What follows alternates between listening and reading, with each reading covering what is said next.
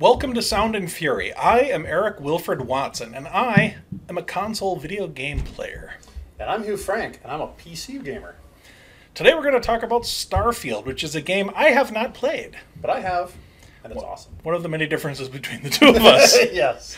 So, I've been wanting to play this game really bad, and you're going to tell me why I shouldn't, because if I do play it, I'll never do anything else ever again. Yes, you will lose the rest of your life and all of your free time.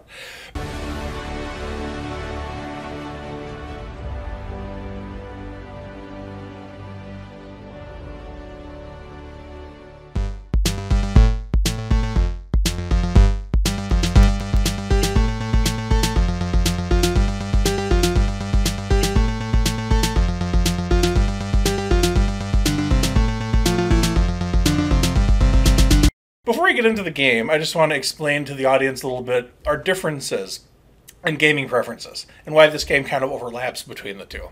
As we already established, I love PlayStation 4. I like Xbox. I like to have the controller in my hand, sitting on the couch in front of the TV. That's not you. Nope. I like the original Nintendo Classic. You've got A, B, select, start, and then the thumb pad. That's about all I can handle without looking down and seeing keyboard and key things. Yeah, so I can't, and I need a mouse. I can't aim. It's just me. It's my limitations. It's not dissing on console games. I just can't do it. And you have a pretty good setup too. It's not just on a laptop. You got this whole big curved screen in front of you. Yeah, it's a little monitor. It's only 49 inches. Yeah. And another difference between the two of us is I don't like playing games with other people. Get off my lawn. I only play with myself. He said. So, I love the Fallout games, which is also Bethesda, which made Starfield. Yes. I love Skyrim. I love Fallout 3 and 4, especially 4. But I haven't played Fallout 76 because it's a multiplayer game. It's not interested. From what I've heard, it just didn't... Yeah, it had a lot of buggy issues. Apparently, that was... Yeah. Maybe I didn't miss anything there. And then Elder Scrolls is a multiplayer thing that I don't want to interact with strangers while I'm playing games. My brother is the opposite. He has a headset on and he plays Call of Duty, and I hear him just swearing at his friends and whatnot. And that's not me. I just like to ignore the real world, sit down and lose myself in a completely fake world. And that's my favorite type of game, is the open world game, which is what this is. Right. Where you can just completely lose yourself in an imaginary reality. The music, the moment, you own it, you never want to let it go. So with that established, why is this game so good so far?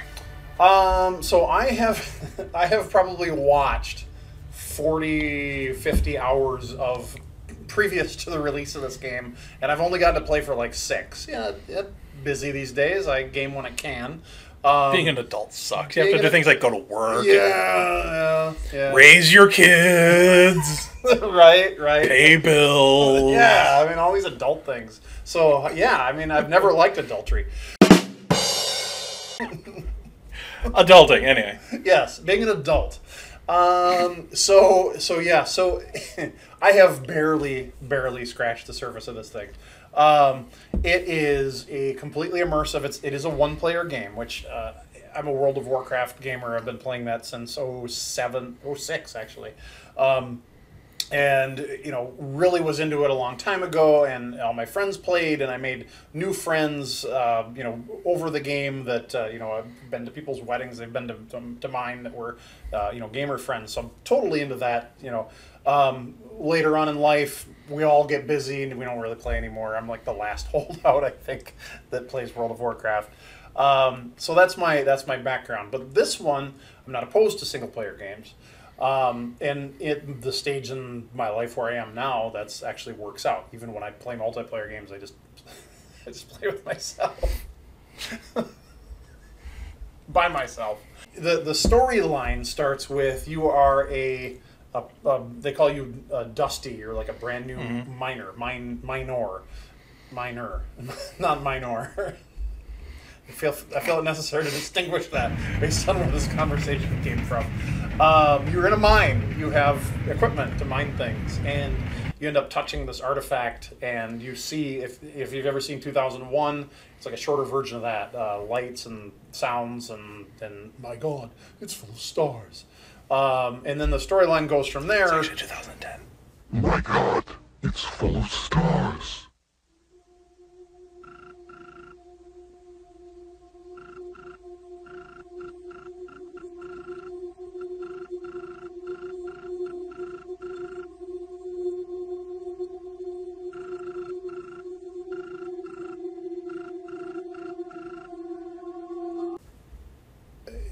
Yeah, the sound is, but the original, anyway, whatever. The line, my God, is full of stars, you don't see until 2010. That's right, you don't, yeah. 13 years ago. Yeah, because 2010 is in the future! So where was I going with this? I don't care. Oh, it's a game, and you play it. And so I kind of veered out. You're supposed to, I don't know, you meet up with some people, and they're after this artifact, and you got, I don't know, some people tell you to do stuff, and then you're walking along, and because it's a Bethesda game, there's like this person on Mars that's like, psst, hey kid, you want to become a bounty hunter? And I'm like, boy, do I. Do I ever? And then so now... Is that a real question? Right, and so they're like, what are the benefits? Well, you got a jetpack. I'm in, so I've been jetpacking around. My backpacks got jets, well I'm Boba, the fat.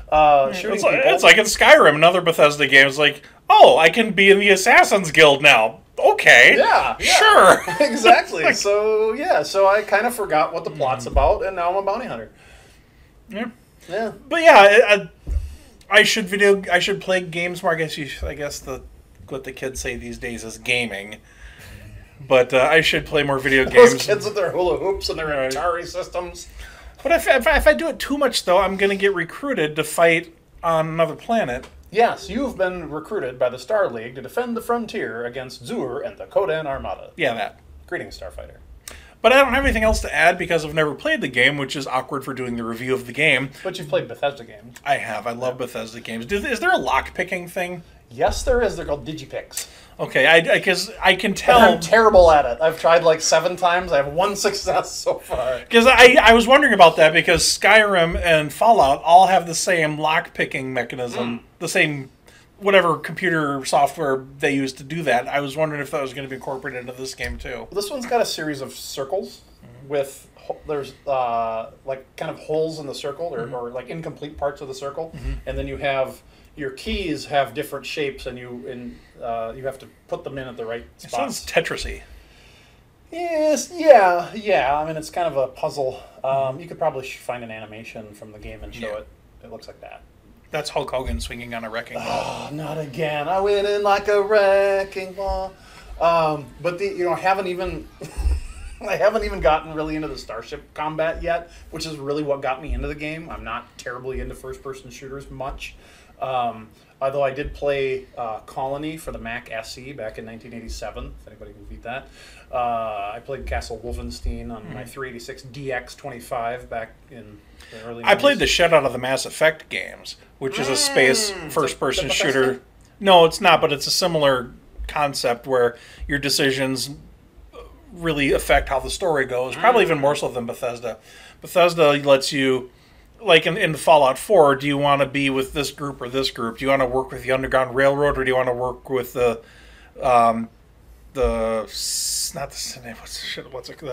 Syndicate? I forget the name of it, but the Institute Welcome to the Institute. versus the Underground Railroad. Those two things fight against each other. You got to pick which path you want to go down. Okay. So I imagine this game does something similar. Mass Effect is really good about your choices impact how the game goes and how people relate to you. And I like that a lot. It's some games play you. This game has a linear story, and you do that thing, and it doesn't really matter. Right. And that's fun. It's just, can you push the buttons the right way? The Uncharted games were like that. You just go the places the game tells you to go. Gotcha. I don't like that so much because you play it once and you got the story already. Right. Whereas in the role playing games, if you play it again, you can completely go the opposite yeah. direction. Oh, yeah. And I'm it's like a already- totally new game. I'm already thinking of different ways I would go if I were to have to start over or something. Which is why I don't do it, because I'll never publish my other books, and I'll never see my son again. And speaking of Until books, he's old enough to play too. But this book doesn't have anything to do with video games, but I wrote this, and I'll never write any books ever again if I play this game. So I'm not going to, at least for a little while. Right. I'll probably play it eventually. Yeah, and it's again, I got to play a little bit today. I went to play for a half hour. It ended up being like 50 minutes. And I flew all the way across the galaxy from a place where I was surveying because I'd run out of ammunition.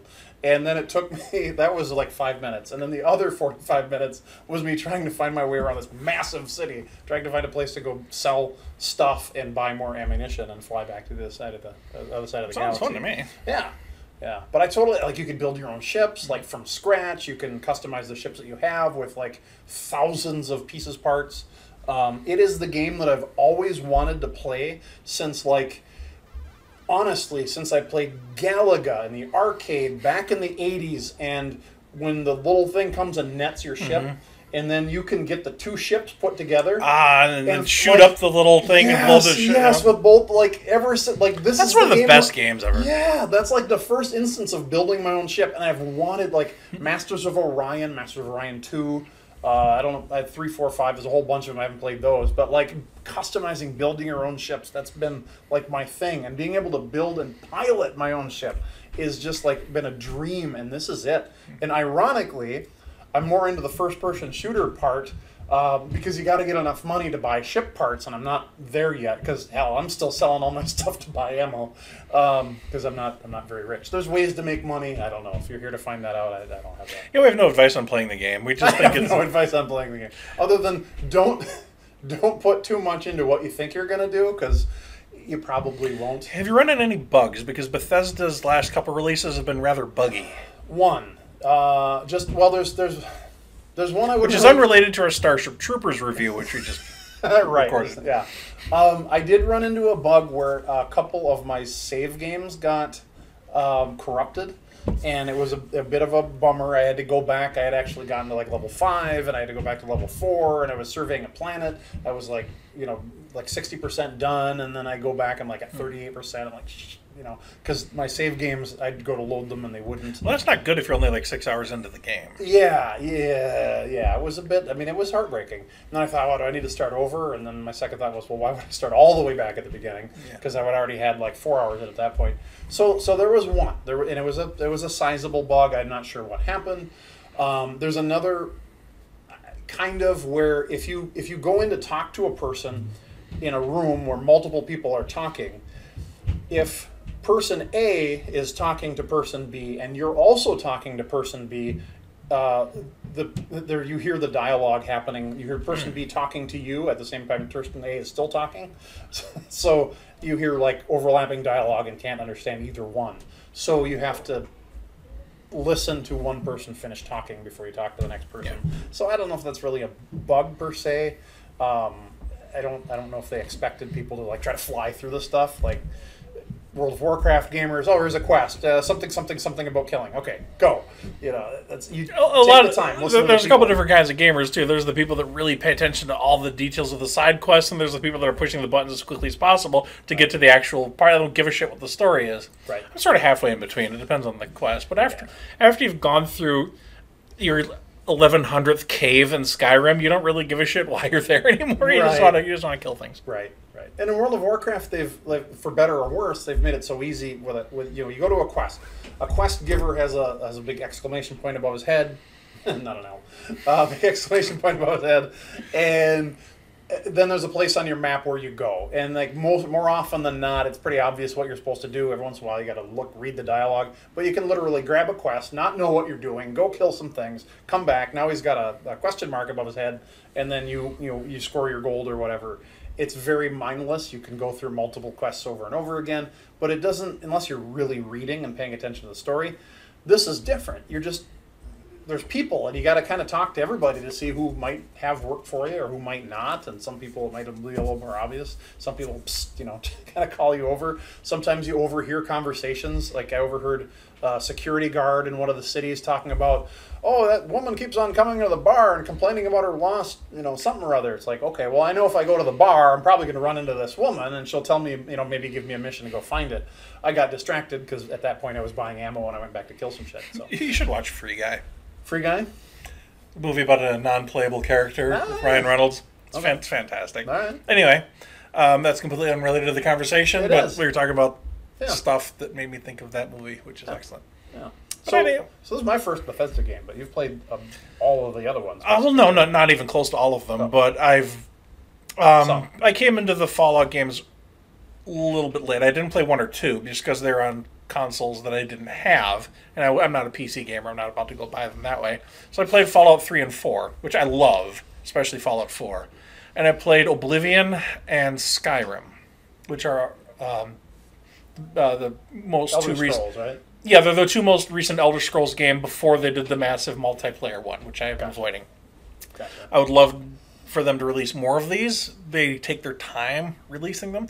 Fallout New Vegas was pretty cool, too. I love the Fallout games, which they're making an Amazon TV show about the Fallout games, which also seems pretty fantastic. I hope that turns out to be good.